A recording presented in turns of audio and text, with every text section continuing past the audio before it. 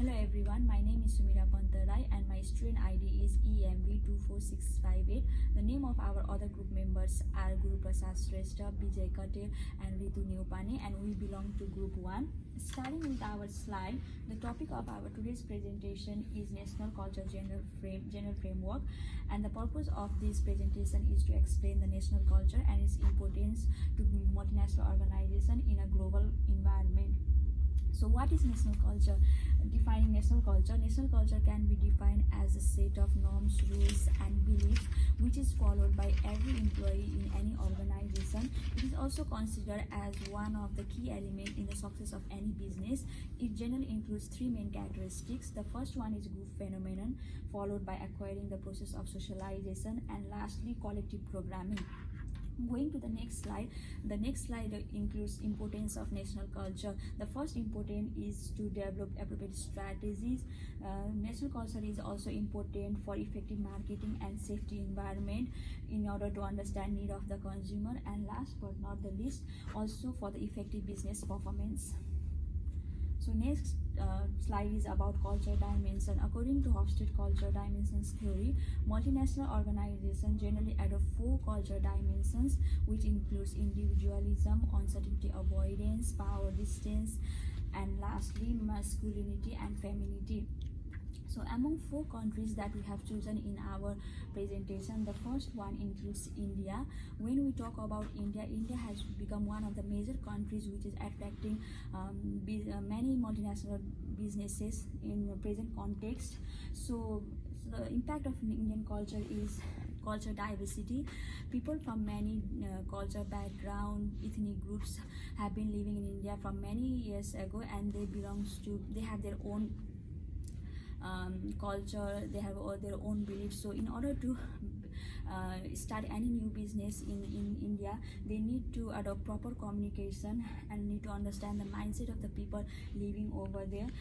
Generally, people in India are believe in relationship based. They like to create a good relationship and a close relationship with their colleagues and the people whom they are working with. So in order to operate business successfully in India, I think multinational companies need to make a proper arrangement of all these things. So one of the example of Indian culture is they have the direct way of saying yes or no. So for the Thank you very much, Sumira. I want to present my second part, impact of Chinese culture. Here are 4 bullet points: several multinational companies, Confucianism, relationship oriented, and giving face. In China, there are several multinational companies are working over there because of large population and rich culture. So many foreign investors are conducting successfully business over there. Second, Confucianism. What type of Confucianism over there? If you want to establish organization or industry, you need to show respect to elderly. Otherwise, you couldn't success. For example, if manager decide something, junior staff couldn't raise a hand or he couldn't any refusal about that decision because of huge respect and obedience. Third, relationship oriented. How to build up the relationship over there? If you want to thinking about the established business or industry, you need to do networking through the email, maybe internet, and also similarly establish the satisfied the customer. Otherwise, you couldn't successful over there. And how to make the building the relationship? I have given the one example is build up the guanxi. So how to build up the guanxi? Here is a dependability, trustworthy, and respect. So I can describe the 2 examples about the guanxi doing favor. One guy thinking about he couldn't do the project for best way, but I can defeat him if I help this guy. That is a doing favor for him. Second example is paying compliment.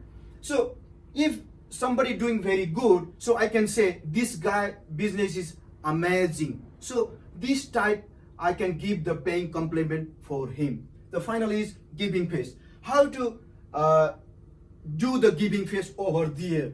If you want to established business organization, if you give some small gift for the staff, maybe your friend, so that is establishing the giving the face, the small token of my respect, but this is made in from the Nepal, like that.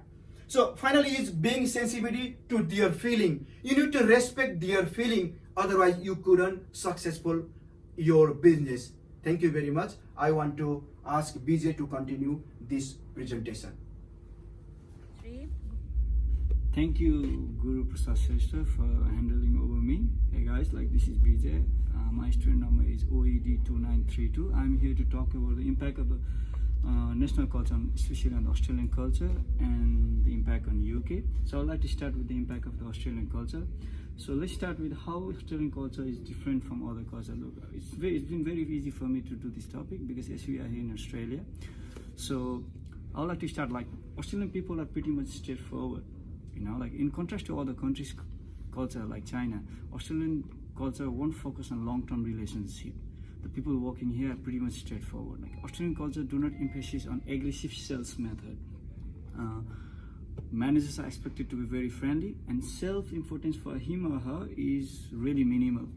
Australians have known to the modesty for long term. The decision making in the Australian culture is really slow and gradual. Thus, summing up in terms of Australian culture, like cultures are mostly collaborative here, and we have the people working here are plenty of other culture, so they are well known about all of this. The culture is very high diverse. So I would like to move to the another slide for UK. Let's start with the UK culture, guys. Like UK is often touted as the business center for the world. Usually what makes people to convince anyone to work in UK is a thriving nightlife, great foodie and fascinating sites. What makes business culture UK different than other culture and highly attractive by appointing more talented people throughout the globe. Communication is highly formal and straightforward here, same as Australian culture, like same as a kind of straightforward. Distinct hierarchy is a very major characteristic of UK companies. Most countries' companies are with the nature of obeying hierarchy, but UK believes in teamwork, you know, like in terms of formal teamwork and fairness and equality in work. So like example, if they prefer meeting and greeting each other formally with less focus on emotion. So this is all from my side, guys. Like I would like to say, ma'am, thank you for giving this opportunity. So to continue further, I would like to invite Ritu Nepani talking about the difference and all over the major countries. Thank you very much. Thank you so much, Vijay. Now I'm going to talk about the cultural difference between 4 countries, which are India, China, Australia and UK. Talking about India first, India has rich cultural diversity within the country itself, where it is important to have knowledge about traditional values. It is the value that have been crucial for establishing the global business. Similarly, China, as far as the culture of China is concerned, the society is highly relationship oriented. Networking is one of the keys of conducting business in China, and the practice of giving face is also highly implemented in the culture, in the work culture of the country. Talking about Australia, like India and China, Australian business culture is different but attractive. In contrast from the Chinese people do, Australian emphasis on work rather than relationship, and decision-making process is a bit slow comparing to other countries. Lastly, talking about UK, UK has formal business culture where the hierarchy is still in practice, and you have to follow the hierarchy system. Similarly, you need to dress up strictly in the formal attire, and it is very strict comparing to other 3 countries. To conclude, it is very important for the international manager to understand the business culture of the country to be able to cater the service to the public, since the customer perceive the product of the company based upon their culture. And our references are included in the another slide. You can see in the another PPT. So thank you so much for giving the opportunity to make this presentation. Thank you.